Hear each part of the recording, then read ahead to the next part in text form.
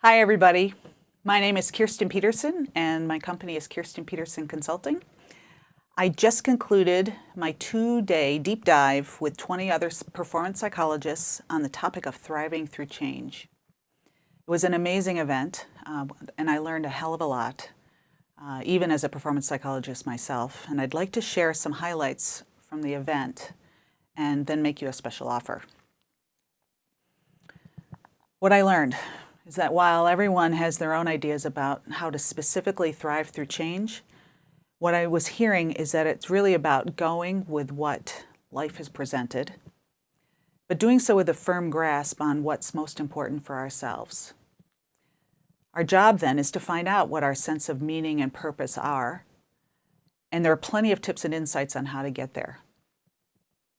If uncertainty and changes are like a storm where we can't see much ahead of ourselves, our own sense of purpose and what's important can act as an anchor, which points us in the right direction. Anchors kind of hold the boat with its nose pointing into the wind. We can't stop this storm. We can't stop uncertainty. We can't stop change. But we can move through it without capsizing. Thriving is possible, even in uncertainty and change, but doing so may not come naturally for some of us. We are not all wired to automatically thrive. But we can learn. That's the good news. We can learn things about ourselves and the nature of uncertainty, the reality and inevitability of change that increase our chances for effective coping, a more settled mind, a better approach to life's challenges, and an easier way with our most important relationships. I learned that we know a lot more about the mind-body connection inherent in thriving. That is, our bodies and minds dance from being activated to relaxed based on our perception of threats, real or imaginary. And in today's world, the majority of what we perceive as threats are out of our control. Things like the effects of a pandemic or even thinking about our uncertain future. The good news is that we can learn simple mental and breathing techniques, which are shared in the event, to transition us faster from that activation or hypervigilance to relaxation and calm. These skills don't change the uncertainty, but only our physical and mental reactions to them. Developing our own awareness skills are key. Awareness of our purpose, but also awareness of our inner worlds. This kind of awareness is simple and observing without judgment. Simple to do, but certainly not easy, and easy to dismiss as not worth the effort. But without this understanding of ourselves, how can we move forward? It's like trying to get somewhere without knowing our starting point. So embedded in the event are ways to develop and deepen our awareness that are worth looking at. Thriving may or may not look happy, and it's a mistake to aspire to happiness or nothing. There's a strong emotional component to thriving in the sense that change and uncertainty can often evoke those in us, those strong emotions. Thriving relative to our emotions, as I've listened to our interviewees, means letting them in, seeking to understand them, and in the end, not being yanked around by them.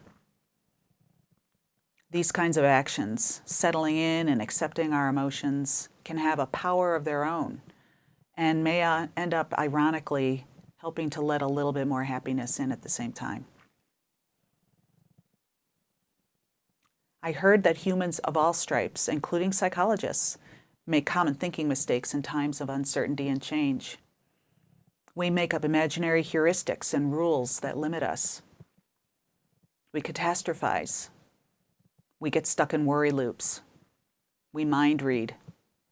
We can learn what these are for ourselves, our own thinking mistake signatures, as if you will, and fix them so they don't own us as much. We can step away from the tyranny of our thoughts and hold them more lightly. By doing so, we are more likely to make better and more considered decisions. I learned that our ability to thrive is enhanced through our relationships, and can be strengthened or weakened by the company we keep. By caring well for those around us, we can encourage a sense of safety that allows for a place of, if not actual calm or peace, more of a sense of support and comfort. At the same time, we owe it to the people we love or who we lead to be honest about what is happening. Parents do not do their children any favors by trying to shield them from the pain of change or uncertainty, but by modeling good awareness and coping skills and encouraging communication about emotions. Same for leaders, who in times of uncertainty might give in to their urge to rush to judgment or make decisions without testing them against the opinions and thoughts of others. We don't have to do this alone. And by including others in what we are thinking and feeling, we invite better outcomes and empower others to do the same. Athletes who might be struggling with their change of circumstance due to training shutdowns can benefit from resurrecting daily routines, even if those routines have to be different. It's routine that reduces the need for decisions, reinstalls boundaries around healthy activities, elevates mental health, and helps with emotional regulation. And finally, athletes and the rest of us, we all need to get more and more regulated sleep, so better sleep patterns.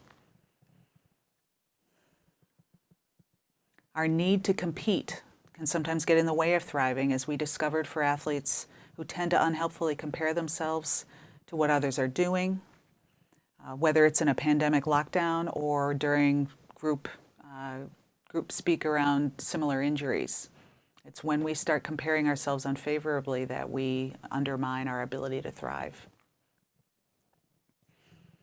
I'll leave it there, but if you are intrigued by what you heard, you can learn all about it, as the entire Thriving Through Uncertainty package is available for purchase through my website at KirstenPetersonConsulting.com. Once there, the front page has purchase details. Thank you very much.